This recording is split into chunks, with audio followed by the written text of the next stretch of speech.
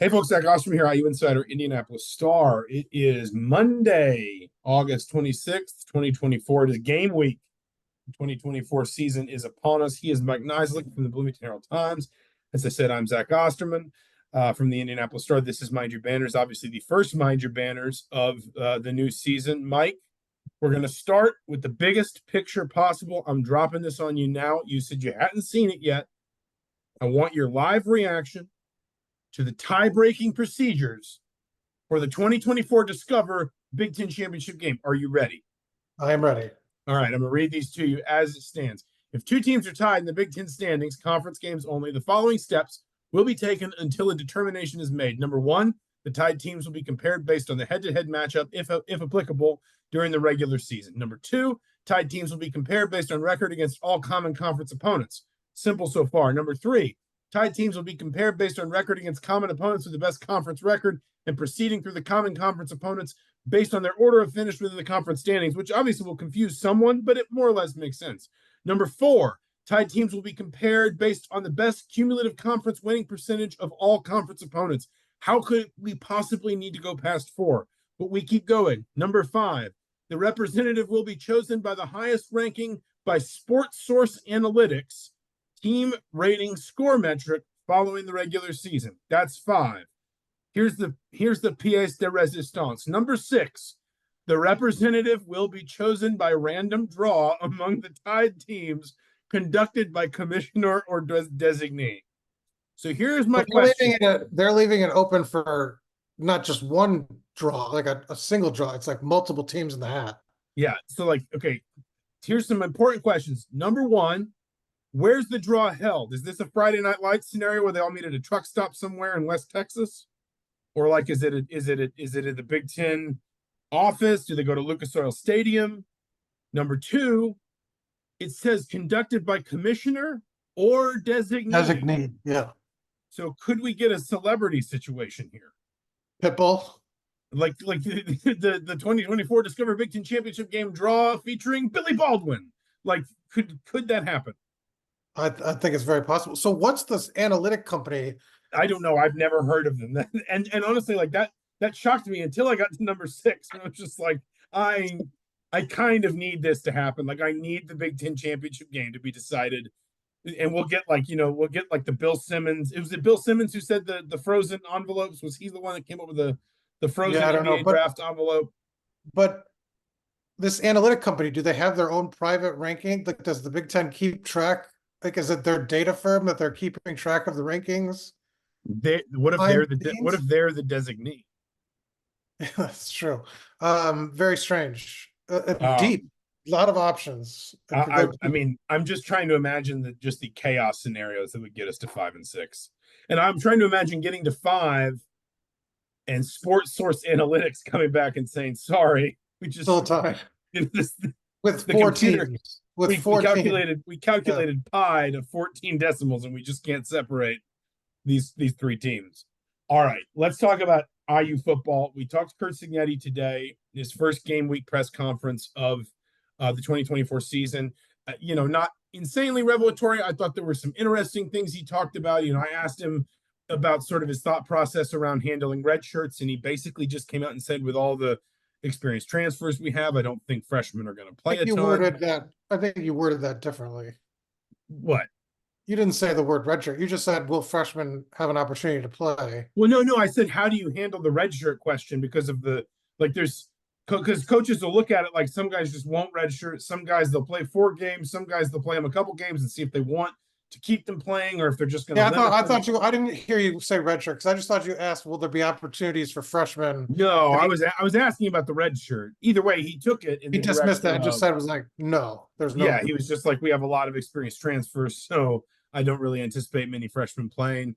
It seems like, broadly speaking, Indiana's got, I don't want to say a clean bill of health, but they're pretty healthy, which is not an enormous surprise based on kind of what we were seeing and hearing out of fall camp. Any other big takeaways for you from today? Not particularly. I mean, I'm always interested in sort of like inside baseball, but just the organization. I asked who's going to be in the booth and who would be on the field. Shanahan, I think he said traditionally was in the booth. and Bryant Hayes was on the field, but he said that might change for this season. And he said he knew the answer, but he wouldn't give the answer, which I found funny. And then guard sounds like it's those three. I mean, I think the position that's sort of the most open on the team, to be honest, is that guard spot, where you have Drew Evans, Bray Lynch, and Taylor Stevens sort of competing for playing time. And it's those guys are still who wouldn't announce who the two starters were, but that's sort of like probably the most open competition spot that they have on the roster, to be honest. I don't maybe like Well, Rover. let's do this then. Let's do this. Let's go position by position. Quarterback Curtis Rourke. Running back. I mean, It's just a triumph. It's a or yeah, situation. it's 3 to 4. It's the transfers. It's the two JMU transfers plus Ellison Well, and maybe Elijah Green. Here's what I would list it as. I would list Justice Ellison or Kalen Black, and Tyson Lawton is your third down back, essentially. I think that's fair. Yeah. Obviously, I think Elijah Sarrett starts at one receiver. My sense is probably Donovan McCulley at the other boundary. And then Price in the slot. You think Price, the Texas Tech transfer, not Cross, the Ohio transfer. Zach Horton at tight end. Right. Smith and Wettig, the tackles. Haydick, the center. I think you're right that, like, I'm not even sure it matters a ton who starts, because the other thing is, we've talked about this, like Stevens can basically play any position, so I'm betting he kind of will. Like, I wouldn't be shocked if you get out of a game and find it. Yeah, they could roll him. Like they could wait. Evans and Lynch don't have any experience really. They could get the start. Stevens could rotate on basically either side to sort of see what the best combination is. And honestly, like once they get through week 1, week 2, they could really play with it and kind of see. I mean, they're going to have a huge advantage against Western Illinois and just kind of see what lineup combinations work. Really mix and match if they wanted to. So then on defense, your ends are Kamara and Mangum Farrar. Your tackles are you don't think it's Mangum Farrar? I would probably say Linnell Carr. Okay. I mean, I would say Mangum Farrar, but again, that's another one of those positions where I think you're going to rotate it, and like you should rotate a decent amount. I mean, edge rusher, the point is you need to be fresh and explosive. Your tackles will be CJ West and James Carpenter. Your two linebackers will probably be Walker and Fisher, with I think Isaiah Jones behind them. One corner's Pons, the other corner's probably Jameer Johnson. I think Jameer at this Johnson point, the second corner. Yep. The safety question is where you put Amari Farrell, because he kind of can do both. Like, he can play at the back end. He can also roll up to that sort of nickel position. I tend to think that he'll play next to Josh Sanguinetti at the back end at safety. Do you disagree? Yeah, I think they'll have why am I blanking on his name? Sean Asbury in the back end. Okay.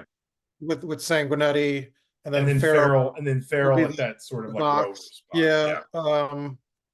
And then we'll kind of see we saw them rep some 4-3, stuff, and we saw them rep some extra defensive back stuff. I'm just kind of curious how the secondary looks with that. How often do they have the box safety sort of in the lineup? The backup in the spring there was Terry Jones, the other ODU transfer. So they got some options. And then how much do they rotate the corners, I think, is another kind of interesting question.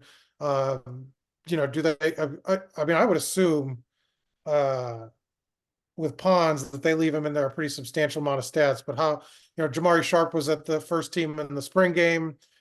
Does he and Jameer Johnson sort of rotate through, or is Jameer Johnson kind of etched himself, put himself ahead of the game there? So I think the secondary is probably the other place where you're kind of looking at maybe as sort of the most, maybe more in flux, with the offensive line at guard, are the two open spots on the team probably. All right. I'm not going to make you pick a kicker because I don't know if you even watched kickers. I haven't seen either. They didn't kick. They didn't kick a single field goal during open. So I'm not going to obviously James Evans will be the punter. We know that. You want to talk about bold predictions? Bold predictions. Not bold predictions. We'll leave that for later in the season. Bold predictions. BOLD. I have not filed mine yet. I know you've got some that I like. I might even piggyback on your 2,000-yard receivers prediction just because I like Curtis Rourke and I like what this offense kind of can put on the field. But kind of throw me your boldest of your bold predictions. Well, I guess it's a toss-up because I don't know which you'd call bold. I think you mentioned the first one would be two 1,000-yard receivers. I don't think that's all that bold. I think they've got the talent, and I think they've got sort of the depth there to make it so teams can't really focus on one guy. So McCulley, Surratt, breakout years. Or I mean, Surratt continues his kind of, he had a breakout year last year, but McCulley obviously takes his game to another level. But Curtis Rourke breaks the Indiana single season passing yards mark and the career touchdowns mark. I have the records right here. Nate Sudfeld in 2015 threw for 3,573 yards, and Kellen Lewis in 2007 threw for 28 touchdowns. So I think Rourke beats both of those. And then my other, boldest would be not that they make the bowl, that they make a bowl game and win and end their, was it 33 years, 3 decade streak, 3 decades 91 plus. was the 91 Copper Bowl was the last So bowl game they won. 33 years ongoing streak. And my reasoning was, I think they've got 3 gimme wins essentially. You're looking for 3 wins on the schedule. So making a bowl, I don't think is all that bold of a prediction. But I do think that if they make a bowl game, they're in a good spot in terms of players opting in, I feel like. I think that Cignetti with a lot of these JMU guys, there's a lot of loyalty there. He's brought them up a level. And they do seem to generally want to set him up for success here. And I think that motivation, you've seen kind of bowl games fall off. I feel like the quality of the games has not been what it once was. The buy-in isn't there, but I do think this team will care and try to get that win, try to end the streak, and try to be a notable team in IU history. And I think that would put them I think that would make a splash. And I think they'd want to win it for him. So those are my 3, and I think the second 2 are my boldest.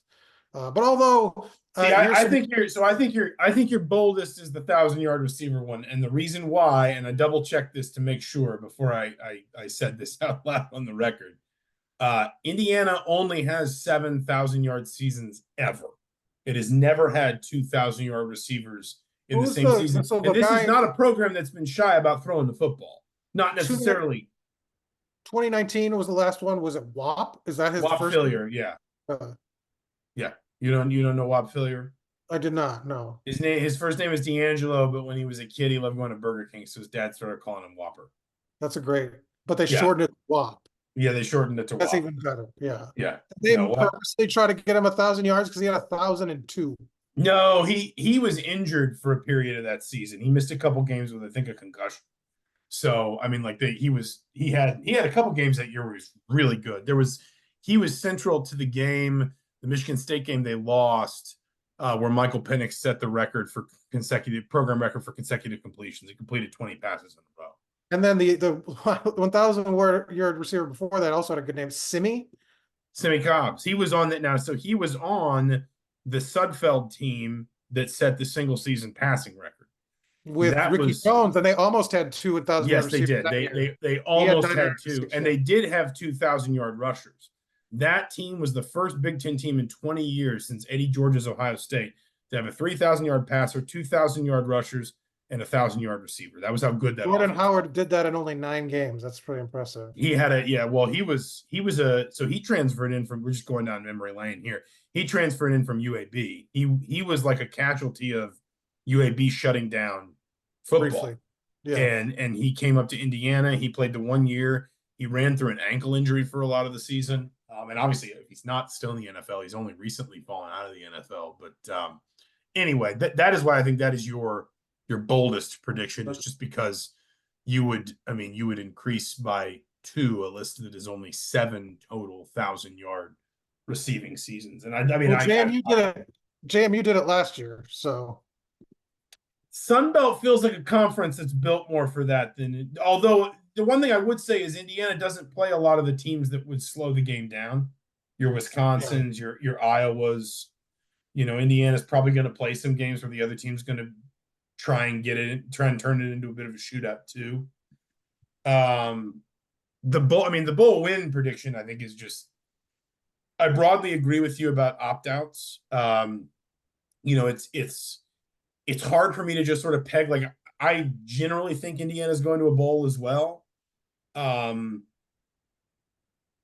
difficult thing for me is the bowl field is kind of muddied by the fact that, like, the Pac-12 schools aren't going to fulfill their bowls this year, but are going to next year or something. Like, I thought it was this year they are. I thought it was they are. Well, I thought it was next year, but either way, the point is maybe it is this year, but then that means you've got, like, you've got all of these sort of like bouncing balls of what's going to happen when, like, our Big 12 schools and the Pac-12 teams are in the next 2 years still tied to their old bowls. the next 2 years. Okay. So, like, are the Big 10 and the Big 12 going to be fighting over bowls? Like, just how is this going to work? Because if the Big 10 winds up in a situation, I mean, the Big 10, I'll Google it while we're talking. I know that, like, there's bowls to fill since, things have fallen down, but turn off my ad blocker. Just load the dang website. Good Lord.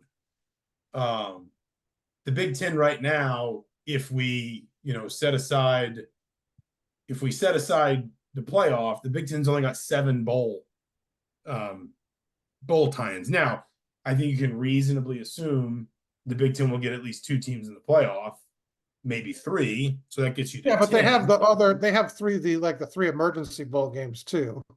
That's true.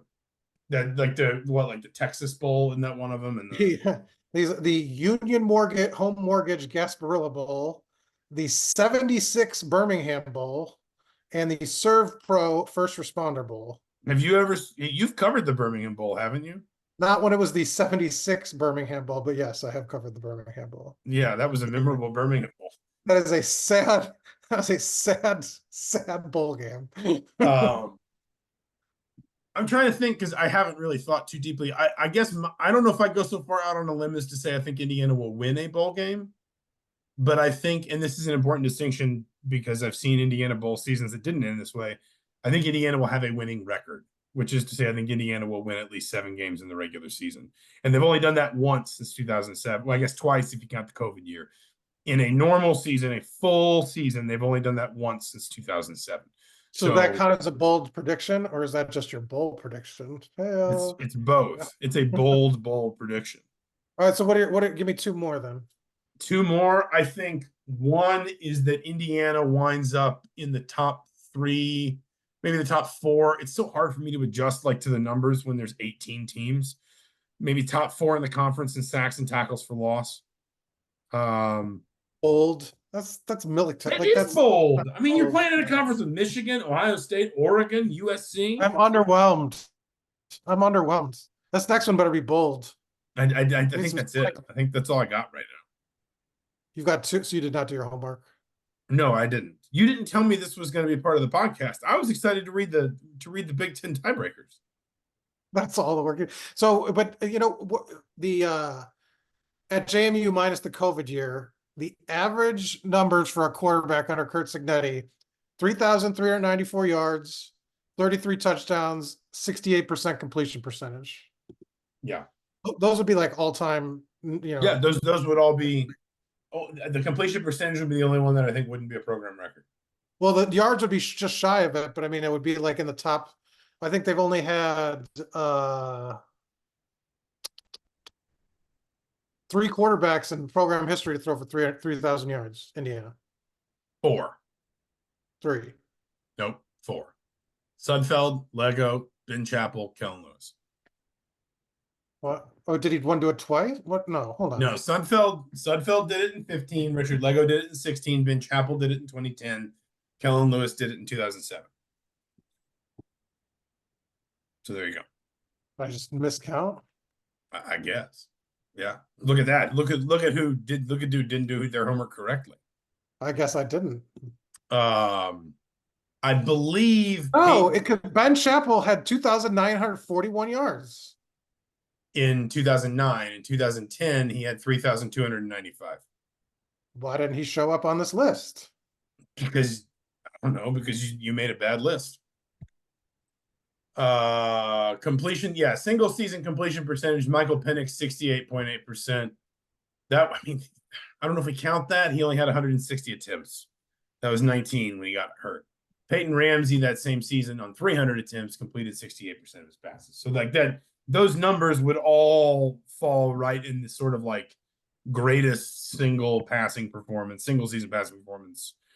in program history. And I don't think it's like that unreasonable, not just because of the talent that you've added if you're Indiana, but also because, frankly, like there is an established track record of Cignetti and his staff having this kind of offensive success with transfers, with transfer quarterbacks, with transfer receivers. Elijah Sarrett was a transfer receiver last season at James Madison. The only question is just, group of five conferences tend to be a little bit more open offensively. You tend to not have quite as much just like Yeah, I mean, the reason I thought, defense. I mean, they could really pad their stats in those 3 non-conference games, so that kind of helps. That's true. That's true. So I mean, you can easily get to 10 touchdowns and like 900 yards right there. And so I mean, I think you do have to look at the schedule and kind of take that into account, that they can, especially if they play most of those games, that would be a real head start to reach those records. But you're gonna need to do some workshopping on these bold predictions. You need to get your facts right. I looked at your predictions are so bold. They're based on fantasy. We need to get a printed. There's absolutely no respect for Bloomington South's own, a native son, Ben Chappell. They don't have printed media guides. No respect. I can tell you don't live in. I can tell that you live somewhere that doesn't like South.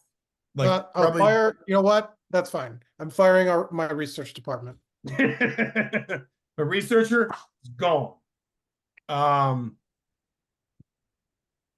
Do you want to just do a little game by game? I think we said we finished with that. Yeah, we could do game by game. What I was gonna do today or tomorrow after all the coaches kind of talk is see all the coaches, all the one coach that we talked to this week. No, all the rest of the Big Ten. Sure. Where the quarterback battles lie, because I know Ohio State, Michigan State have all named starters. I don't know what's going on Northwestern. I don't know what's going on with UCLA in terms of like their quarterback situations. Michigan hasn't named one yet. Yeah, Michigan. So there was a lot of uncertainty there. We could maybe speak broadly. Like, give me an upset win that you think that they're going to. Biggest win on the schedule. That's tough because, like, I don't. the whole point is the schedule's potentially so easy. I've been trying to think. Right, so obviously an upset over Michigan and Ohio State will be above everything else. Is the next tier Washington because they were a playoff team last year, and Nebraska because they're sort of considered on the upswing, or is there a team in that? Like, is there an 8 team that's a better win outside of the 2 that are obvious? I don't know if there's like one on paper right now. Like, I mean, just because if the schedule develops, but I'm just saying it might well, what I mean is I don't know that there's one that I can sit here and say like I think that's a real honestly the one my mind jumped to is Purdue, just because I don't know the last Indiana coach that beat Purdue their first time around. And I understand that Purdue's not expected to do that much. That game does tend to be kind of a marker for modern, like, you have to go back to like Bill Mallory for there to be seasons where Indiana lost to Purdue, but otherwise the season was pretty successful. Like they beat Purdue in 2007. That was kind of the icing on that cake. They had to beat Purdue in 2015 and 2016 to go to actually make bowls, because they were 5 and 6 going into both of those games. They had to, like, they didn't have to beat Purdue in 2019. They were 7 and 4, but Purdue was like 4 and 7 or 3 and 8, and so it would have felt like very deflating, I think, to get to 7 and 2 and then lose their last 3. 2 of them were at Penn State, Michigan. You can take that, but if you cap that off by losing to a 4-win Purdue team, it would have felt a little bit like, oh well, this season seemed like it was going in a real direction, and then it didn't wind up that way. Like, I put it this way: if you told me if you guaranteed me right now that Indiana was going to go 3-0 in the non-conference and beat Purdue, and those might be 4 of the on paper, Indiana's like 5 easiest games. But if you told me that right now, I'd tell you I think Indiana makes a bowl game comfortably, just because like the complexion of successful Indiana football seasons has tended to rely upon a successful bucket game for Indiana, if that makes sense. So Purdue's the most meaningful win on the schedule outside of Michigan and Ohio State would be Purdue for you?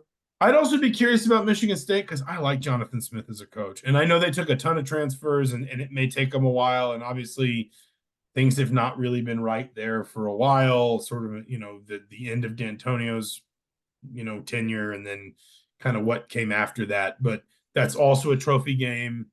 So you're picking rivalry games. This is that's because there's so much you don't know. I mean, listen, people I talk to around Nebraska football think Dylan Raiola is the absolute real deal, but he's a true freshman quarterback. Like you have to see that to believe it, and it's not like he's a true freshman quarterback that's taken over a program that's on a run of 4 straight 9-win seasons. Like, Nebraska's putting a lot on his shoulders. You're right, Washington was in the playoff last year, but like, we both were kind of like marveling at how much Washington had turned over when Jed Fish was up there at Media Day talking about we have 40 whatever new players and we only have 1 returning starter and the whole staff's new and everything's new.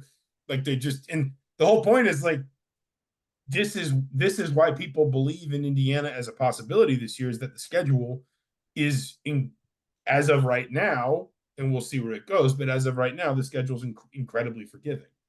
All right, here's another schedule question. How important is the UCLA game? Yeah, I think it's top 3, and obviously we have to presume that they win those first 2. If they don't win those first 2, then the rest. If they lose one of those first 2, Cignetti's gonna have some to talk his way out of some. Yeah, no, that's not gonna be. It's not any good. I think it is top 3 among most important. Purdue is always going to be in the top 3 most important games because it's your rivalry game. We can debate what the third is, but I do think people are maybe taking it for granted a little too much, that UCLA game. Like there's such a we're going to the Rose Bowl and nobody ever goes to UCLA games. Because I don't know what but do you anticipate some fans are withholding their enthusiasm until something?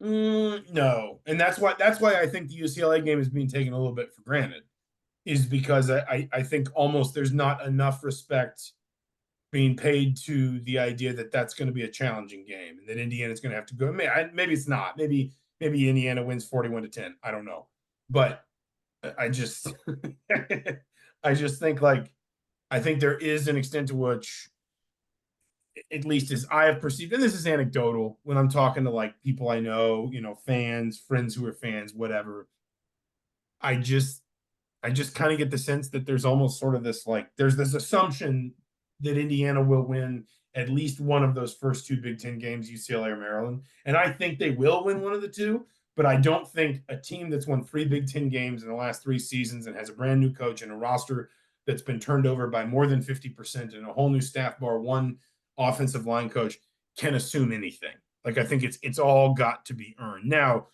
what I would say is, for all that people sort of either marvel or chuckle at or poke fun at Cignetti's bluster, I do think that I find it hard to believe Curt Cignetti is going to allow a team to buy into that, if you understand what I'm saying. Like, I think his process to me, I don't think the bluster, maybe he could misread it, but usually a coach, especially through fall camp, knows what he has.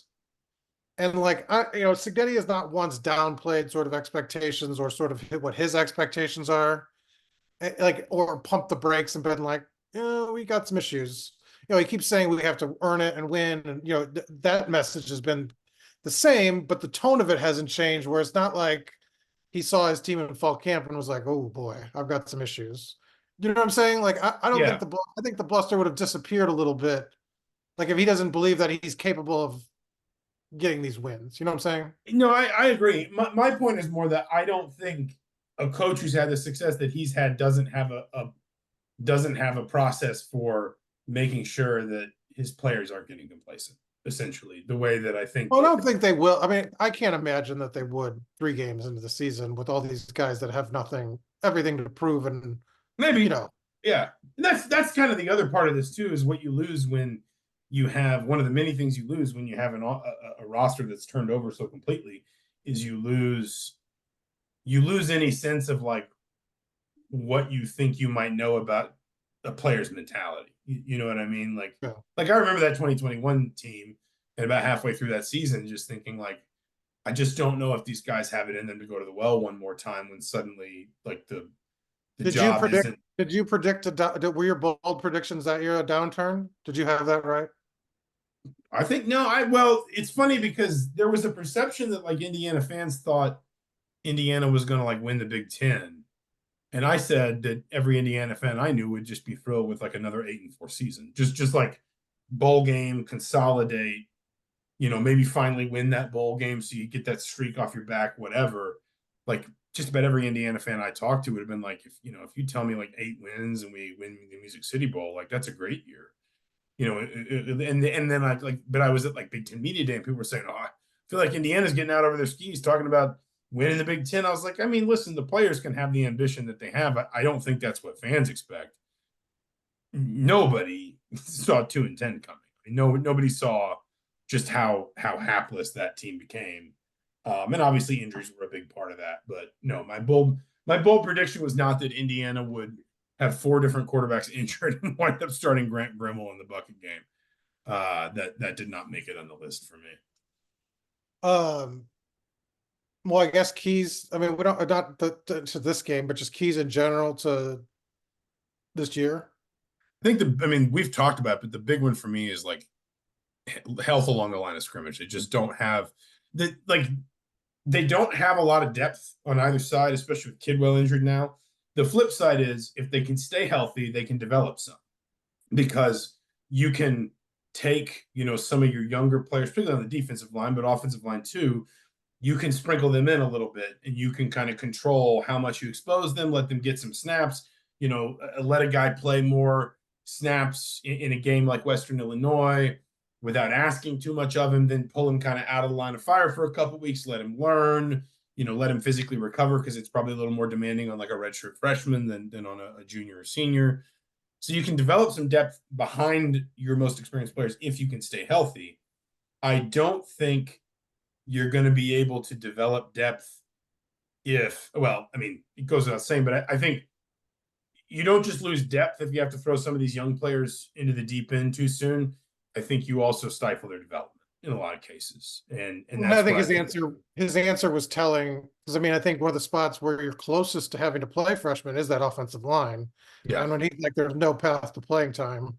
It shows you that he kind of doesn't think that group of, because there's a group of high school signees, one of them, one of the kids from Indianapolis area, that are sort of next in line on that interior of the line with Kidwell's injury. They've got a little more depth now at tackle. They've got kind of 2 scholarship players that are freshmen, but the number's lower now on the interior line. So, his answer was telling there that offensive line group's not really ready for prime time, which is fine. That's a hard position to get thrown in.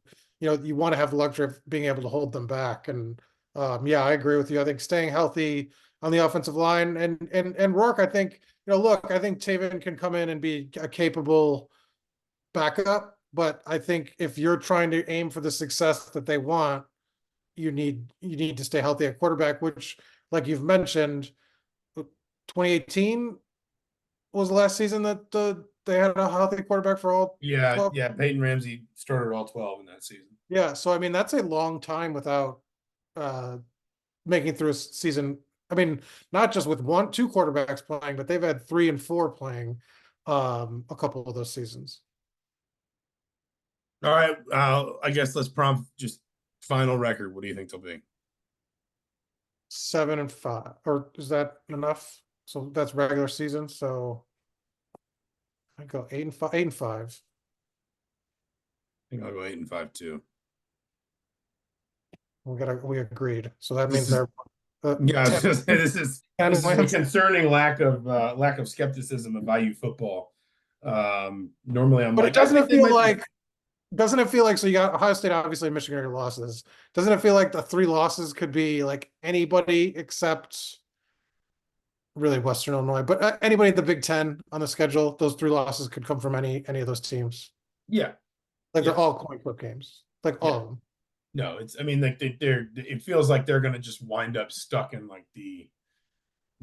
this massive middle that it feels like the Big Ten is gonna gear up. It's gonna be like Oregon, Ohio State, probably Michigan, Penn State, maybe USC, and then there's just gonna be this huge chunk of teams that are gonna be somewhere between like 5-7 and 8-4. Like I think maybe like 10 teams that are somewhere in that range. Yeah. And they all kind of have similar stories. They're all, within like 2 years of the hiring of their coach. They've all heavily turned over their roster in the portal. They're probably all starting a transfer quarterback, or I guess in Nebraska's case, a red shirt, or a true freshman. Yeah, no, I mean, I think that's probably fair. We'll leave it there. We'll be back Sunday or Monday, not sure which, to review the FIU game and look ahead to next week when Indiana plays Western Illinois. But between now and then, the Indianapolis Star, the Bloomington Herald Times. He's Mike Niziolek. I'm Zach Osterman. Thank you so much for listening. We'll talk to you soon.